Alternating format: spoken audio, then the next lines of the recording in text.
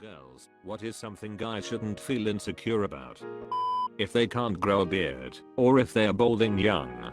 Some of us are just sick of shaving and want to look decent without having to do it every few days. And no, I'm not going to try minoxidil. Telling us when we've hurt their feelings. I'm so much more receptive if I think I've hurt my husband than I am when he just gets defensive/aggressive. That you like things that are deemed girly. Honestly, we don't care. Okay, there's that one woman who might make fun you but no one on our side likes her. Just ignore her. But we actually think it's sweet that you like things like flowers, or that you love the color pink, or that you adore going to high-end bakeries for dressed up desserts. Don't be afraid to show it. Heck, if you know a good place to pick up a slice of cake, tell us.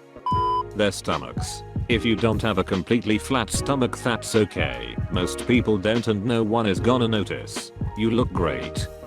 My ex didn't hesitate to tell his male friends that he loves/cares about them, and it was pretty refreshing to see. Go ahead and tell your friends you love them. I won't think you're a wuss or whatever. Oh, and short kings and I can get down. I'm 5 feet 2 inches. If you tell me that you're a short guy, all I hear is when we are arguing.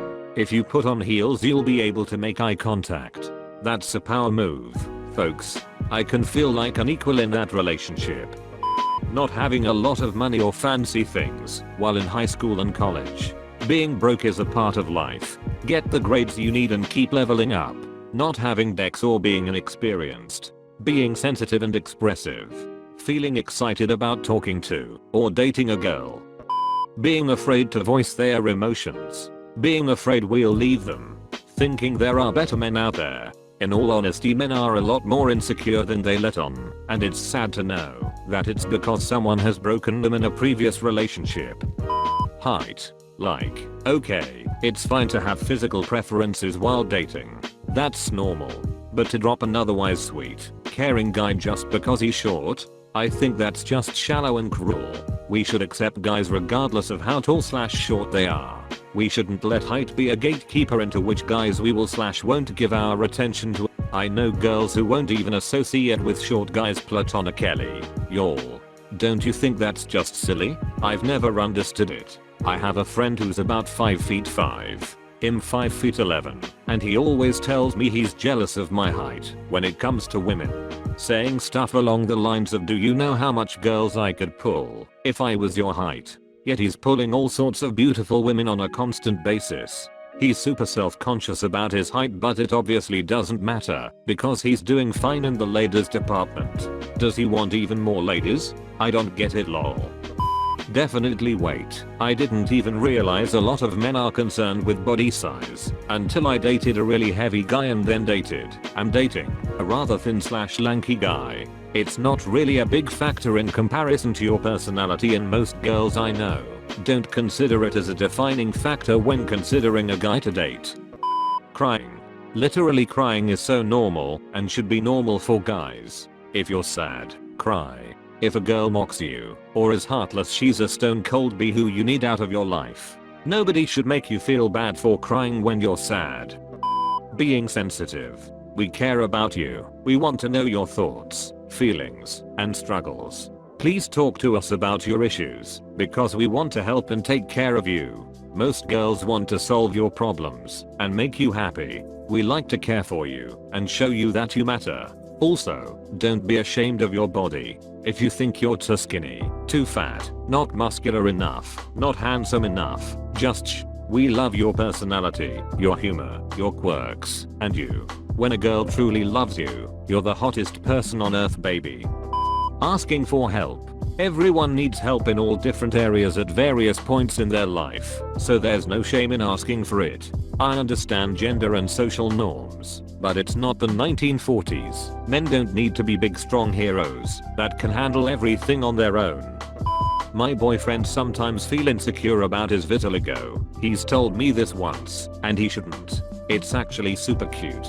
It makes his skin look so unique and beautiful, and it's in many interesting shapes, so like I imagine what shape it is or object it is, like people do with clouds. Also, being muscular all the time I see so many dudes trying so hard to be muscular all the time, and tightening their muscles, and stiffening their body. Relax, everyone is flabby and little squishy, and not even the tightest bodied dude is just all muscle. So just relax, and let those bad boy rolls and squishes hang out. If anything, it's cute, so just let it be, you're still just as hot. Machismo. I've had 2 friends get hospitalized. One graciously accepted help. The boisterous manly one refused help, saying if he got coddled he'd get weak. The first one was way more secure in his own masculinity apparently. I figured out the second one's game after that stay. All the little indicators came together. Always pushing, showing off, bossing around his employees, being the big man on campus. He's compensating for a damaged ego or a perceived masculinity shortcoming. Telling us their feelings. Like OMG, I was best friends with this guy and I kinda had feelings for him, and he also had feelings for me too, but back then I didn't know. He told me wholehearted he liked me, so I can quickly accept him. Sure, it was also kinda my fault for being blind and not recognizing the obvious signs, but I was in 5th grade, so yeah. I still regret not seeing these signs. We kinda just grew apart after 2 years, because I kept doing this cycle of liking him, even though I know he doesn't like me anymore. Only in 5th grade, and now I just stopped after 2 years. Height. You can't help it, so why worry about it? I'm pretty tall for a female, and the tallest guy I ever went on a date with was 6 feet. All of the other guys were around my height. 5'7-5'11". I know some females do care about height, but it's usually the girls that can date a short man, and he's still taller than her. I promise you, there are women out there that are not shallow enough to make height a deal breaker. There's pros and cons to everything. Embrace what you have. Having feminine features. I once dated a guy who had the most beautiful deep soulful eyes that I had ever seen, but he hated them because he thought they were girly. Please don't hate your softer, girly features. Guys should not feel insecure about what friends think of his girlfriend.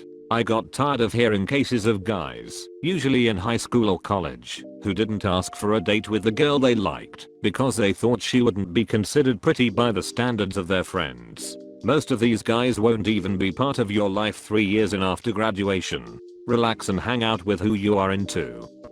This will probably get buried, but admitting that you aren't okay makes you seem so much kinder.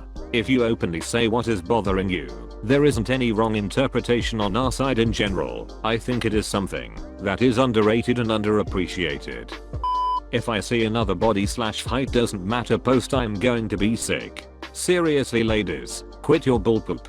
There are published statistical analysis from every dating app from Tinder, Tip-Off, to Bumble. 10% of men are getting 95% of all the swipes. Their commonality is they're all tall and fit. Stop telling fat dudes they shouldn't be self-conscious. It's ducking cruel. Their weight. During 8th grade, my best friend was overweight, and he hated himself for it. If I could go back and do one thing in my life, I would tell him that he was beautiful, because he was. Everybody is. Your BMI doesn't define you. It is just a small portion of you. He had such a fun personality. He was smart, funny, kind, and a little bit cheeky. I had a crush on this kid for 2 years. If only I could go back and tell him, to show him that someday he'll have a family, that he'll get married, that he'll have a life. At the time, he didn't think he had a chance at any of that. On top of all of this, his parents were divorced, and he felt as if he had nobody to talk to, so I was the person he turned to. If only he could have seen himself now, so that times wouldn't have been so rough. Not one single comment about how you sometimes might piss off your partner and you're insecure that they might end up leaving you. This is a lot more important than it seems on the surface. Relationships can break because someone is feeling insecure over something they are or something they did. Guys, there will inevitably be a time that you may piss her off and she doesn't want to talk to you for a while. Own up to it, apologize, and then leave it be. Don't be insecure that she'll leave you cause you pissed her off over something you said unintentionally. People come back around after taking time to calm down. Don't let it get to your head that you pissed her off and she might not love you as much anymore. She might even love you more after. If she truly doesn't love you as much anymore after something like that, and keeps bringing it back up, like you wronged her in some horrific way, even though you didn't mean anything by it, then you only lost someone that didn't really love you, but she lost someone that really loved her.